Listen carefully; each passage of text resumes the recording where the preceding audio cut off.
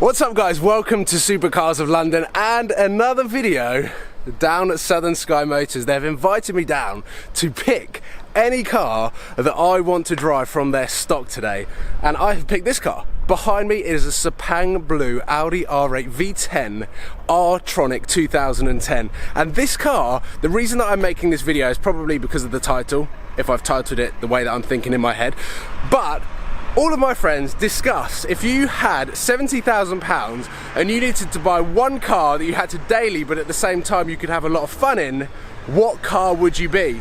I've also got a BMW M4 behind me, so maybe that is your choice, and I'll be looking to see some of the comments in the comment box below of what car you would pick. However, today I have always loved this car. I've never driven it, but it is a combination of my Audi R8 V8 and also a Lamborghini Gallardo. So what could be better than an Audi R8 V10? And this car is for sale at Southern Sky Motors for £67,000. So it is within budget and has got an epic spec. It doesn't have the carbon side blades, but that's not a problem. It has so much carbon inside. It's got carbon ceramic brakes and every single thing. Sat-nav, Bang & Olufsen, Magna Ride, and it has got a whole host of other options including parking sensors, rear reversing camera and other things. But I just want to get inside this car. Oh, it's got sports seats as well. It's got sports bucket seats, which are pretty rare on the R8 V10.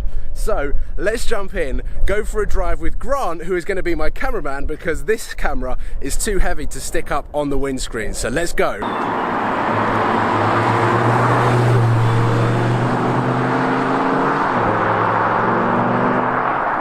So here we go, back in such a familiar place.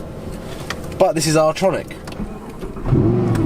and has a V10. So, yeah, R-Tronic and has a V10. And we've got the race seats, a lot of carbon fibre, but it is so nice to be back driving an R8. And the reason why I picked this car and this video was one, because I wanted to get behind the wheel of an R8 again and just see how different it is to my R8 as a V8, but also how different or similar it is to the Lamborghini, which is currently for sale, as I make the video of why I'm selling the Lamborghini. So let's go for a drive in the R-Tronic Audi R8 V10, and I have to say this is a beautiful spec. So much carbon inside.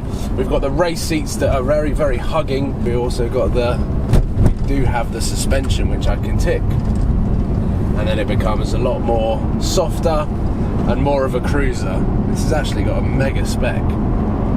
Very, very quiet, just like the R8 V8.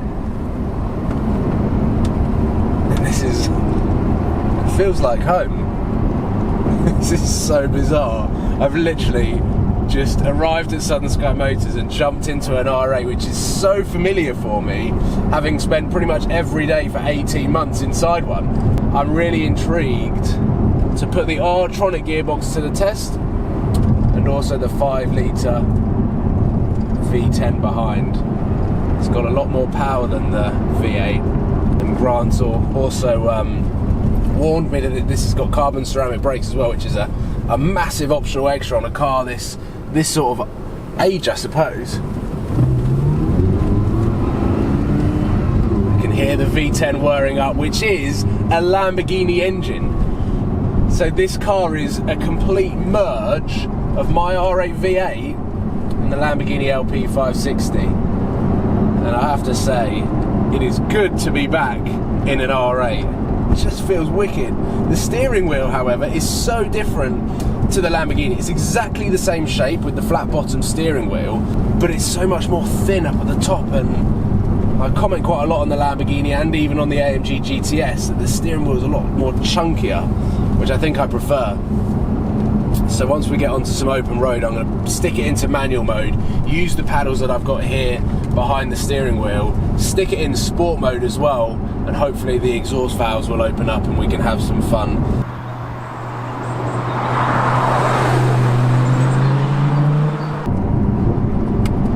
Get down the gears. It does pick up a lot quicker than my R8. Just jumping in this car and having this image in front of me just throws me back a couple of years to when I had the R8 and how familiar it is. I was just telling Grant off camera, who today is my cameraman, that it is so familiar, yet just putting my foot down there for the first time, a completely different experience. This is a completely different car.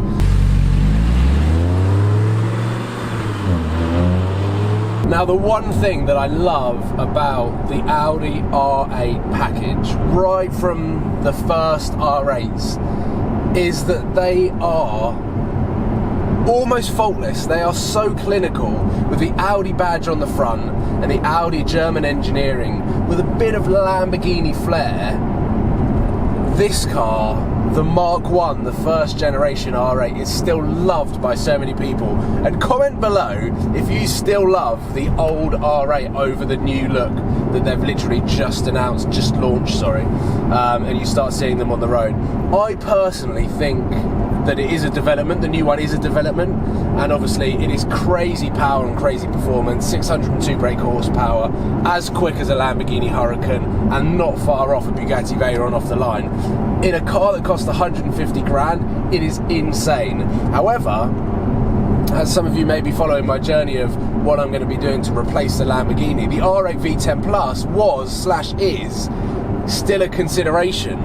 And they are dropping so dramatically from 145 grand to 125 grand. So the depreciation always scares me on brand new R8s, but this is what it is all about. This is why it is so attractive to buy essentially one of the greatest supercars of its time, an everyday supercar, for 66, 67, under £70,000. And it goes back to the conversation that I was having with, or always have with my friends, of if you had 75 grand to spend on a car that you had to daily, but also had to have a lot of fun in, every single time I'd pick an R8 V10.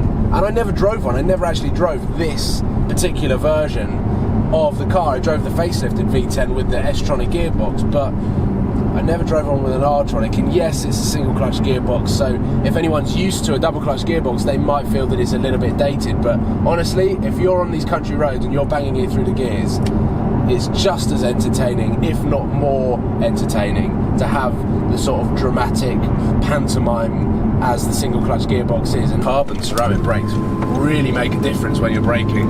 I can imagine they are awesome on a track, and here we go. It revved. Oh man. Naturally aspirated engine, so freely revving. Torque is incredible. The sound, even though it's kind of muted on the R8 compared to the Lamborghini, I feel Audi have dumbed down the sound. I've also sort of slightly detuned the engine on this car compared to the Lamborghini, but it still sounds phenomenal. And as soon as you put an aftermarket exhaust system on this car, you can really make it sound exactly the same as a Lamborghini. I will stress that the Lamborghini that I'm referring to is a Mark I Lamborghini Gallardo. I'm not referring to the LP560, which had a revised 5.2 litre engine, slightly better gearbox, and is an all-round much better car, as you would imagine. It's double the price to this. What car would you buy for 70 grand? I remember flicking through the Auto Trader magazine, looking at Ferrari 360s back in the day, and what spec I could get for 70 grand. And now, the way Ferraris are going, if you've watched Sam Seen Through Glasses video about Ferrari, they're all just going up. And the crazy thing with this car is, because it is the first Audi R8 with the old shape, which is kind of preferred by the majority, these are holding their value very, very well, if not slightly creeping up in value. So if you buy at the right price and be careful with the mileage that you do, there's no reason why you couldn't get 6 to 9 months free or incredibly cheap motoring. So this is a very, very, very good buy if you want a wicked car that you can have fun in any weather in the UK. I feel like I'm doing a sales pitch now for Southern Sky Motors for this car, but I'm telling the truth, I'm telling my opinion, but also, like, this car is so good. I'm just going to put it back into auto now, cruise, take it out of sport, take the Magna Ride off, suspension, sport mode off. But as an everyday car, yes, some people might need the practicality of 4 seats or a slightly bigger boot. This car's got enough space if you want to go on a bit of a road trip. This car is seriously, seriously wicked.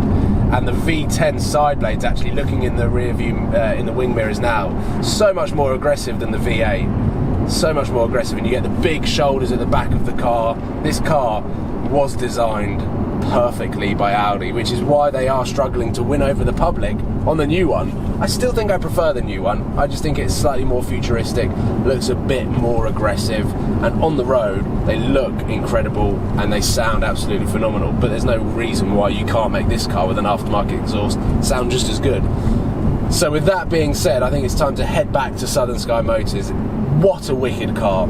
I'm so glad that I've got behind the wheel of an R8 again. It's brought back so many amazing memories of the car, but combining the R8 and the Lamborghini together, it is arguably the perfect package.